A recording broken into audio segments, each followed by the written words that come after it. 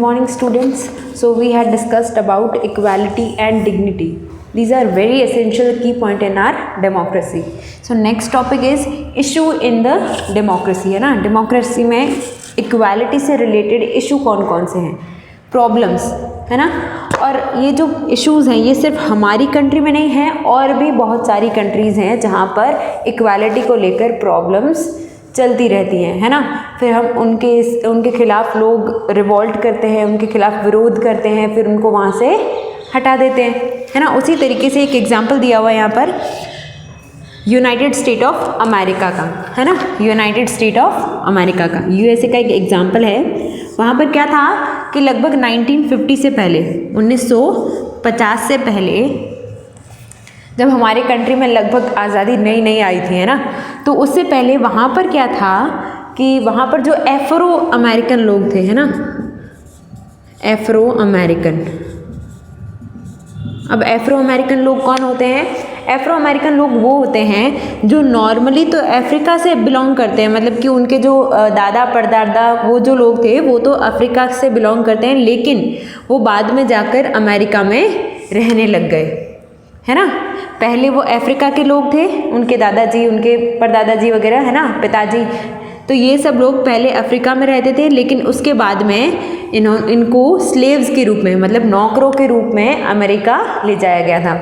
फिर वो वहाँ पर जाकर बस गए थे. तो इन लोगों को कहते हैं एफ्रो अमेरिकन लोग. तो यूएसए में 1950 से पहले इन लोगों के साथ बहुत ज़्यादा डिस्क्रिमिनेशन, भेदभाव हुआ करता था, क्योंकि इनका रंग काला था, है ना. इनका रंग कैसा था? ब्लैक था. और इनका जो रिलीजन था, जो इनका रीजन था, है ना, जहाँ से बिलोंग करते थे वो भी अफ्रीका था, अमेरिका नहीं था. तो इस वजह से इन लोगों के साथ बहुत ज़्यादा भेदभाव होता था. भेदभाव किस तरीके से होता था कि उनको अगर कोई बस में बैठा है ना, अगर कोई एफ्रो अमेरिकन उसमें चढ़ा हुआ है और बैठा हुआ है, तो उसको सबसे पीछे की सीट मिलेगी पहले तो, है ना.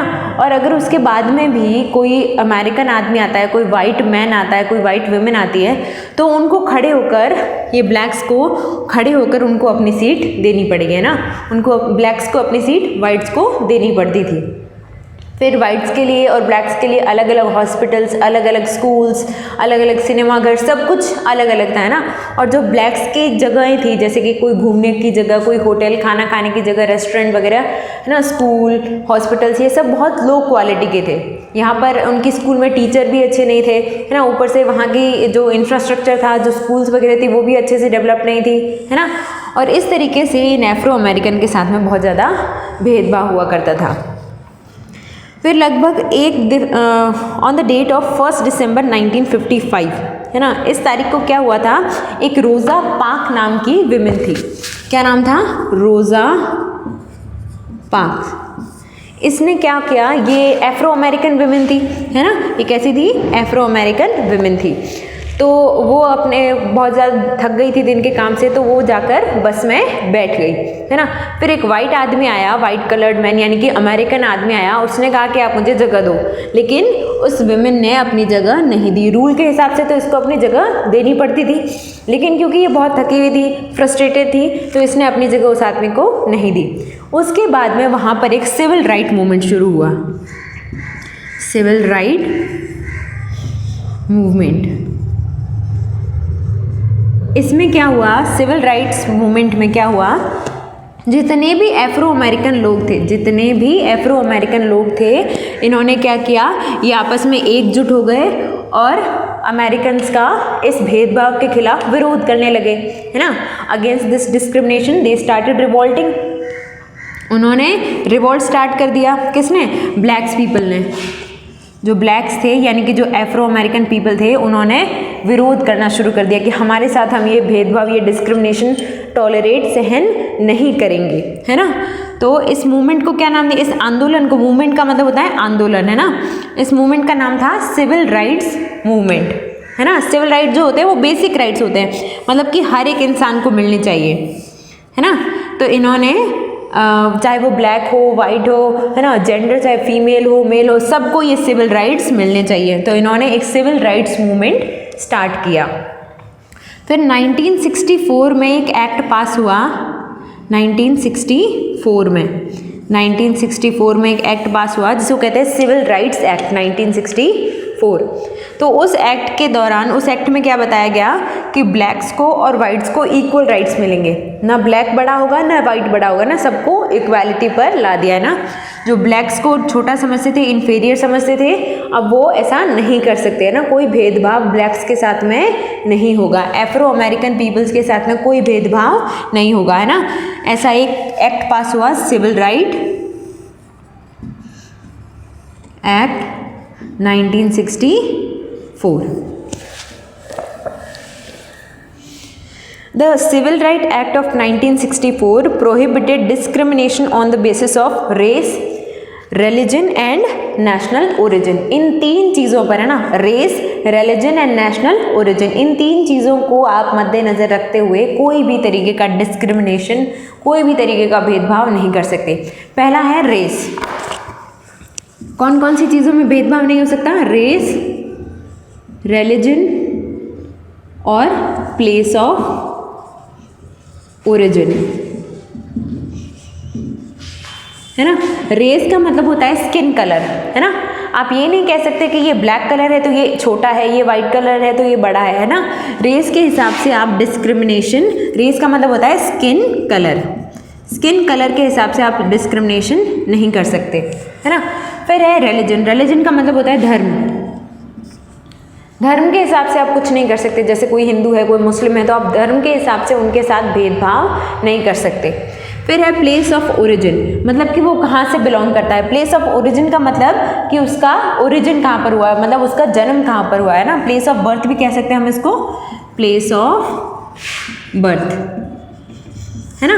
इसको हम प्लेस ऑफ बर्थ भी कह सकते हैं कि आपका जन्म जहाँ से हुआ है उस प्लेस को ध्यान में रखते हुए आपके साथ कोई भी डिस्क्रिमिनेशन, कोई भी भेदभाव नहीं होगा, है ना। इन एफ्रो अमेरिकन लोगों का प्लेस ऑफ बर्थ तो अफ्रीका था, है ना। इनके साथ कौन सा भेदभाव हो रहा था? रेशियल भी हो रहा था और प्लेस ऑफ बर्थ का भी हो रहा था, क्योंकि ये अमेरिका से नहीं थे, ये कहाँ से थे? अफ्रीका से थे। तो फिर उसके बाद में जब ये सिविल राइट एक्ट आ गया तो इस एक्ट में क्या हुआ?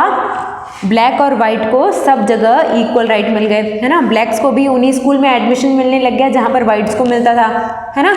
उनको सारी चीज़ें उनकी बराबरी के हिसाब से, उनको हॉस्पिटल में जाने की इजाज़त मिल गई, उनको वहाँ के पार्क्स में, जो वाइट्स के पार्क्स थे, जो पहले सिर्फ वाइट्स लोग वहाँ पर जा सकते थे, वहाँ पर अब ब्लैक लोग भी जा सकते थे, है ना। उस हर जगह जा सकते थे जहाँ पर पहले सिर्फ वाइट लोग जाते थे।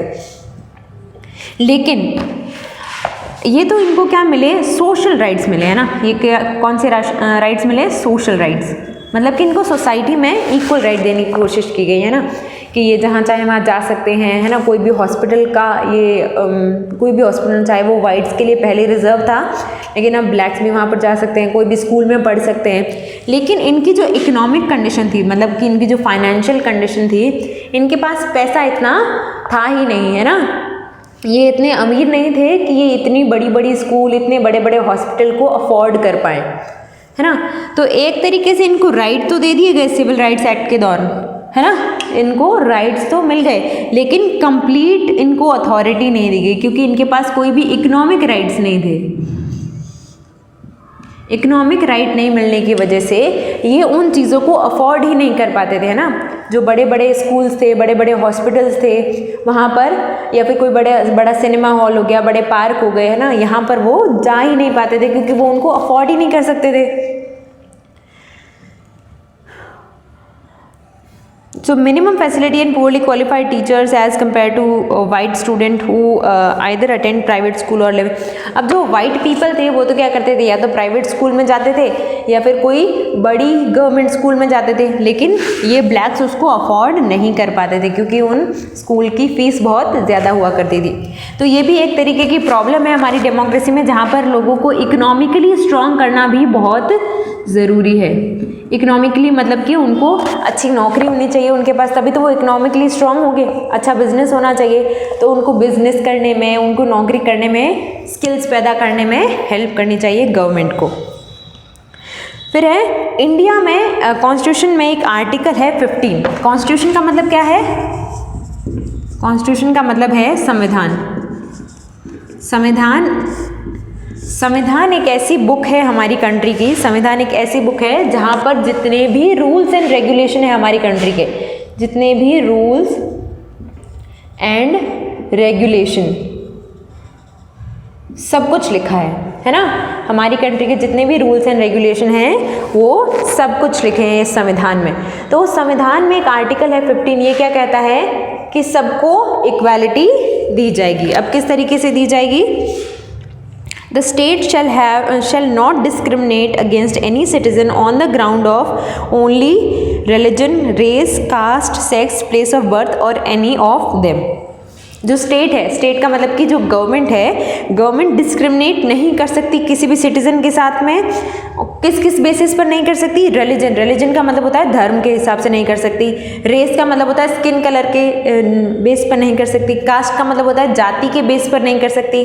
सेक्स का मतलब होता है जेंडर के बेस पर, यानी कि वो मेल है या फीमेल है ना, इस बात पर वो डिस्क्रिमिनेशन नहीं कर सकते। प्लेस ऑफ बर्थ मतलब कि उनका जन्म स्थान कहाँ पर है ना, चाहे वो किसी भी जगह पर जन्मे हो ना, कोई भी स्टेट में जन्मे हो, है ना, तो उन सबको पूरे इंडिया में किसी भी स्टेट में जन्मे हुए आदमी को आप ये नहीं कह सकते कि आप हमारे स्टेट के नहीं हो तो आपको ये राइट्स नहीं मिलेंगे। फिर दूसरा इसमें ये कह रहा है कि no citizen shall on the ground of only in race, religion, caste, sex, place of birth और any of them be subject to any disability, liability, restriction और कंडीशन विथ रिगार्ड टू। अब कोई भी इंसान race, religion, caste, gender, place of birth, ये सिर्फ इतनी ही चीज़ें हैं ना, ये 5 चीज़ें याद रखनी है। रेस के हिसाब से, रिलीजन के हिसाब से, caste, gender, place of birth, इन 5 चीज़ों को छोड़कर और कोई चीज़ नहीं है ना। सिर्फ गवर्नमेंट जो है वो इन 5 चीज़ों के हिसाब से डिस्क्रिमिनेशन नहीं कर सकती, है ना। ये जो 5 चीज़ें हैं, रेस है, रेस का मतलब स्किन कलर, रिलीजन का मतलब धर्म, कास्ट जाति, जेंडर मतलब कि वो मेल है या फीमेल है, प्लेस ऑफ बर्थ के मतलब कि उसने कहाँ पर जन्म लिया है। तो इन चीज़ों को ध्यान में रखते हुए वो किसी के साथ डिस्क्रिमिनेशन, कोई भी भेदभाव नहीं कर सकती। वो नहीं रोक सकती किसी को कोई पार्क वगैरह जाने में या फिर कोई शॉप वगैरह जाने में, है ना। कोई शॉप हो, पब्लिक रेस्टोरेंट हो, होटल्स हो, प्लेसेस ऑफ पब्लिक एंटरटेनमेंट, है ना, जैसे कोई पार्क, गार्डन, है ना, कोई घूमने की जगह हो गई, तो वहाँ पर आप इन चीज़ों को हिसाब में किसी के साथ कोई भी भेदभाव नहीं कर सकते, है ना। आप ये नहीं कह सकते कि इसका कलर ब्लैक है तो हम इसको यहाँ पर घूमने नहीं आने देंगे, है ना। तो ये चीज़ें ध्यान में रखनी है, race, religion, caste, gender and place of birth. फिर है चैलेंजेस टू डेमोक्रेसी। अभी तक ऐसी एक भी कंट्री नहीं है जहाँ पर सबको सारे अच्छे से राइट मिल गए हों, है ना। अभी तक ऐसी एक भी कंट्री नहीं है जहाँ पर सबको ये राइट्स मिल गए हों, है ना। सारी कंट्री स्ट्रगल कर रही हैं, तो गवर्नमेंट को भी उसमें उनका साथ देना चाहिए, लोगों को भी अवेयर होना चाहिए, है ना, लोगों में भी जागरूकता होनी चाहिए कि हमारे राइट्स क्या क्या हैं, है ना। और जो गवर्नमेंट है, गवर्नमेंट और सिटीजन्स ये दोनों मिलकर ही सबको ये राइट्स दिलवा सकते हैं, है ना। कोई भी डेमोक्रेटिक कंट्री अभी तक ऐसी नहीं जिसमें ये सारे राइट लोगों को मिल गए हों, है ना। तो इसके लिए कौन कोशिश करेगा? गवर्नमेंट और सिटीजन्स, है ना। वी एज अ सिटीजन्स और जो हमारी गवर्नमेंट है, हम सब मिलकर कोशिश करेंगे, तब हमारी कंट्री में इक्वालिटी अच्छे से इस्टेब्लिश हो पाएगी। अभी भी कई जगह पर लोगों के साथ में भेदभाव होता है ना, तो उसको हमें रोकना है। तो उसके लिए गवर्नमेंट और सिटीजन मिलकर कोशिश करेंगे, गवर्नमेंट स्कीम्स बनाएगी, लॉज बनाएगी, और वी एज अ पीपल हम अवेयरनेस रखेंगे, है ना, जागरूकता रखेंगे कि हमारी कंट्री में क्या हो रहा है, हमारे राइट्स कौन से हैं। अगर हमारे किसी राइट का कोई भी वायलेशन हो रहा है तो हम उसको कैसे सुधारेंगे, है ना, हम उसको कैसे बचाएंगे। तो ये सारी चीज़ें ध्यान में रखनी होंगी। So this was it for today. We will do the question answer letter.